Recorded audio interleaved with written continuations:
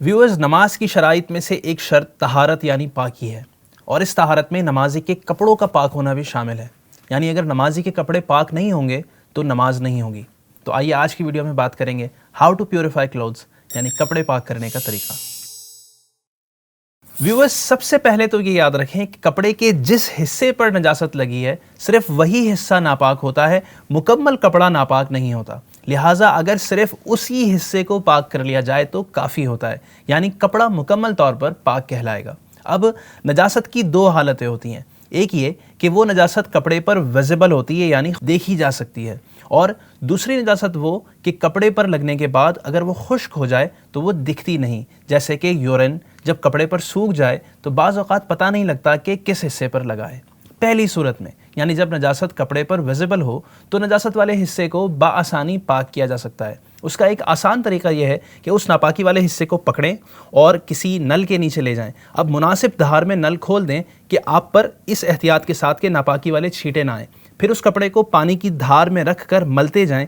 जब आपका दिल मुकम्मल मुतमईन हो जाए कि पानी नजासत को बहाकर ले गया होगा तो अब ये कपड़ा पाक है, कपड़े को निचोड़ने की भी ज़रूरत नहीं। और इस सूरत में नजासत अगर दलदार यानी गाढ़ी थिक हो, जिसे नजासत मरइया कहते हैं, जैसे कि पाखाना, गोबर, खून वगैरह, तो धोने में गिनती की कोई शर्त नहीं, बल्कि उसको दूर करना ज़रूरी है। अगर एक बार धोने से दूर हो जाए तो एक ही मरतबा धोने से पाक हो जाएगा, और अगर 4-5 मरतबा धोने से दूर हो तो 4-5 मरतबा धोना पड़ेगा। हाँ, अगर 3 मरतबा से कम में नजासत दूर हो जाए तो 3 की गिनती को पूरा कर लेना मुस्तहब है।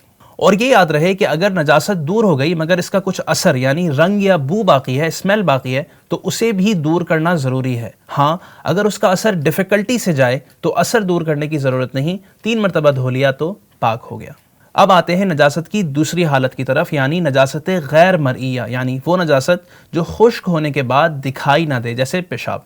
इस सूरत में उस कपड़े को पाक करने का एक तरीका ये भी है कि कपड़ा नल के नीचे रख दिया और पानी इतना बहाया कि नजासत चली गई और अब ज़न्ने गालिब हो गया तो कपड़ा पाक हो गया। दूसरा तरीका इसका यह है कि 3 मरतबा धोएं और तीनों मरतबा ताकत से निचोड़ने से पाक होगा, और क़ुव्वत के साथ निचोड़ना, इसके माना यह है कि वो शख्स अपनी क़ुव्वत के मुताबिक इस तरह निचोड़े कि अगर फिर निचोड़े तो उससे कोई क़तरा ना टपके। अगर कपड़े का ख्याल करके अच्छी तरह नहीं निचोड़ा तो पाक नहीं होगा। व्यूअर्स, ये था कपड़े पाक करने का मुख्तसर तरीका। इसकी तफसील जानने के लिए बहार शरीयत हिस्सा 2 को रीड करें और मज़ीद वीडियोस के लिए हमारे चैनल को सब्सक्राइब करें। अल्लाह पाक हमारा ज़ाहिर व बातिन पाक फरमाए। आमीन बिजाहिन नबील अमीन सल्लल्लाहु अलैहि वसल्लम।